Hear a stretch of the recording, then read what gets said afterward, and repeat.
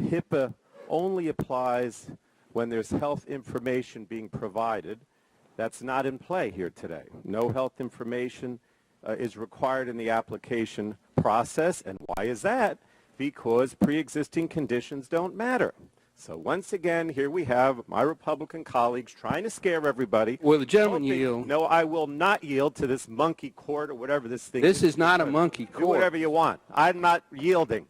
I am trying to tell you that the problem here, protecting American citizens, no pre-existing conditions. A legitimate concern of this committee. The pre-existing conditions don't matter. HIPAA doesn't apply. There's no health information in the process. You're asked about your address, your date of birth. You're not asked health information. So why are we going down this path? Because you are trying to scare people so they don't apply. Yes? Okay. And welcome to the Steve Malzberg Show, ladies and gentlemen. Thursday edition. Big hearings on Capitol Hill earlier today. And you just heard Congressman Pallone from New Jersey call those hearings a monkey court. He would not yield when the chairman of the committee told him to yield. We'll tell you what he was talking about in a second. Joining us now is the vice chair of that committee, the Energy and Commerce Committee, who conducted the hearings with the heads of many of the IT companies involved in the Obamacare disaster. And joining us is the vice chair, Congressman Marsha Blackburn. Hey, Congressman, how are you? I'm doing well, Steve. Thank you. Well, thank you. All right, first of all, before we get to what he was talking about, just the fact that, they want civility. They claim they are civil. They claim it's Republicans who call names when it's the opposite. And here Pallone goes off and calls the whole proceedings a monkey court. Yeah, and what we're trying to do is get to the bottom of what has happened with about $500 million taxpayer dollars and a lot of wasted time and energy by the American people who went to the website and the thing doesn't work. Yeah, which is incredible. All right, so what he was referring to in that soundbite and at the hearing was the fact that I believe it was your chairman, and correct me if I'm wrong, who stated that if you go in depth, the information you provide on the website, there's a little provision that you can't see unless you dig that says the information you cannot expect privacy. It could be used for anything, go anywhere. And Pallone said that's because HIPAA doesn't apply because guess what? There's no more pre-existing conditions, so you're not entering private medical information on the website, but you're entering other private information on the website. So I think Pallone missed the whole point, didn't he? He did miss the point. And the thing is, and I was asking about HIPAA compliance, all of these websites have to abide by HIPAA rules, as do our physicians, our hospitals.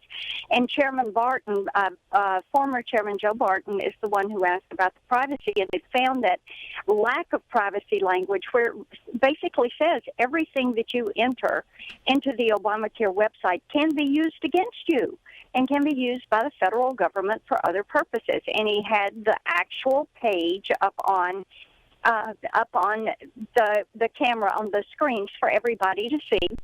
And what we're very concerned about is the loss of privacy, a repeated violation of HIPAA laws. And you can't say, well, if we don't have pre-existing conditions, well, guess what? People still have those conditions, and they speak in privacy to their physicians about those conditions.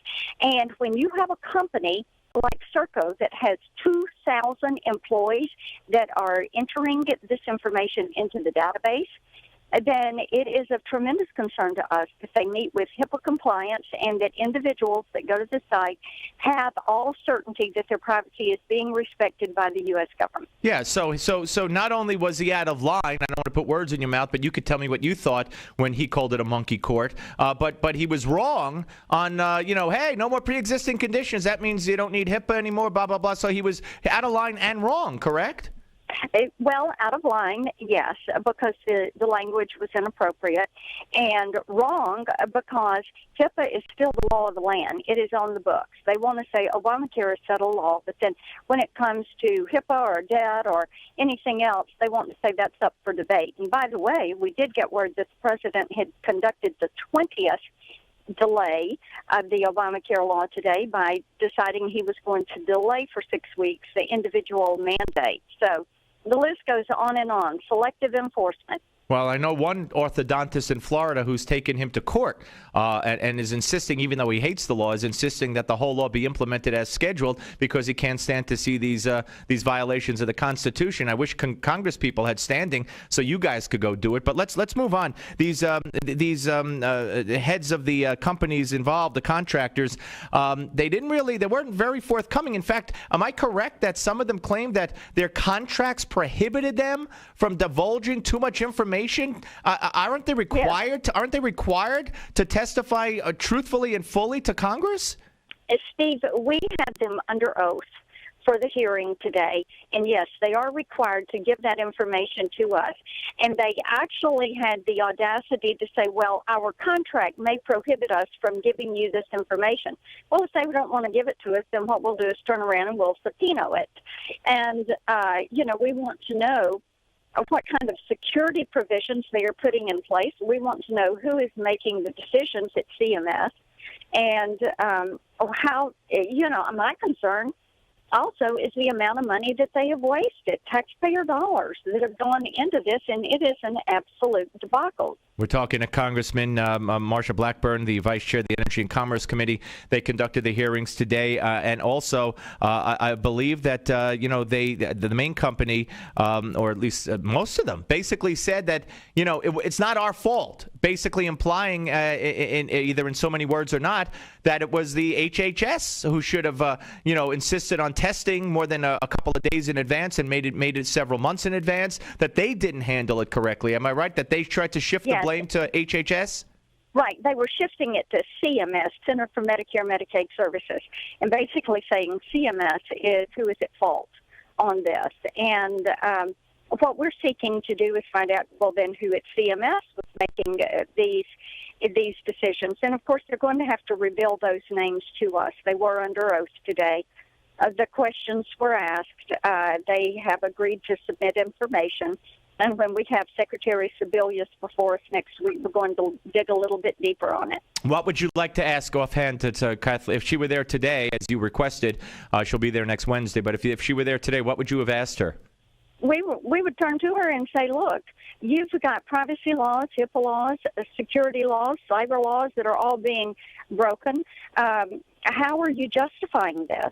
How do you justify agreeing to move forward with the site that your contractors are telling you that it's not ready to be launched, and you launch it anyway? Who made these decisions? Do you think, one more question, I know you got to go, do you think this is a plan gone wrong? Not that they ever wanted it to be this kind of disaster, but don't you think in the end that their plan is to say, see, you all need we need a one-payer plan because you can't deal with all these insurance companies. They wanted it to go wrong maybe a little bit later on or have problems down the road and then blame it on the Republicans or the insurance companies and say this is why we need a single-payer plan. Don't you think, or do you think that was their ultimate goal, or is their ultimate goal? I think that a single-payer plan and the destruction of the American healthcare marketplace is their goal. We're going to keep fighting for it. And, Steve, before it's all over, I'm sure it's going to be George Bush's fault. They try to blame everything on him. Listen, good to be with you. Thank you very much, Congressman. Thank you. That's Congressman Marsha Blackburn, ladies and gentlemen. She is in a very big hurry today, and we appreciate her taking the time to talk with us. What a disaster. What a disaster. Now, there's going to be many more hearings. This was just the first. And as mentioned, Kathleen Sebelius, who had time to go on with Jon Stewart the other day, she was too busy to testify today. Where was she? She was in Phoenix. She had an event in Phoenix. It must be a very, very important event, more important than talking to the Congress and the American people about this disaster. Anyway, what'd you say? Yeah, okay. Anyway, so she'll testify next Wednesday, and we thank the congressman for being on. You want to talk about this? You want to talk about Congressman Pallone, who I was honored with. The two of us went in to the Boat Jumpers Hall of Fame. It's an Italian-American organization. He's Italian, I'm not, but we were honored together a few years ago. Made the mistake of bringing my son at the time, and the vulgarities were flying because it was a roast-type situation. So he got quite an education. Oh, is that child abuse? Maybe that's child abuse. Okay. Anyway, Media Matters, you decide. Anyway, 877 Newsmax, 877-639-7629. Love to hear from you. What do you think on the Steve Malzberg Show? Newsmax.